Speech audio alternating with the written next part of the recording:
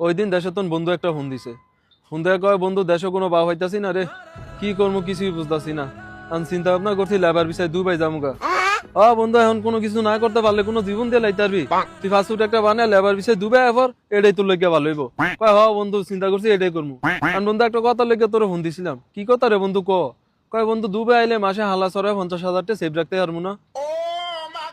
হারাম জাদা কোথাকার, 3টা বছর ধরে ভাই বিদেশ আইছি, এখন পর্যন্ত মনে করেন যে 50,000 টাকা এক লগে চৌকেও দইনি, আর ওই দেশে থাকতে মনে করেন যে মাসে 50,000 টাকা সেভ করে লাই। কয় বন্ধু একটা প্ল্যান করছি। কি প্ল্যান করছো? কয় বন্ধু আমি তো প্ল্যান করছি বিদেশ আইলে 2 বছর বছর দেশে যাবো। না তুই 2 বছর বছর গেলিয়ে দেশে যাবি, তুই বছরে 2বার দেশে যাবি। জানোয়ার কোথাকার, 3টা বছর ধরে ভাই বিদেশ আইছি, এখন পর্যন্ত বাড়ির না মোলেও না সাহসটা পাইতাছি না। ওই এখনো বিদেশি আয় নাই, ওই বছরে 2বার করে দেশে যাইব এই চিন্তা ওয়া করতেছে এখন। খারাপ হয়ে যায়গা मैं मार। কয় বন্ধু আরেকটা প্ল্যান করছি। আবার কি প্ল্যান করছিস তুই?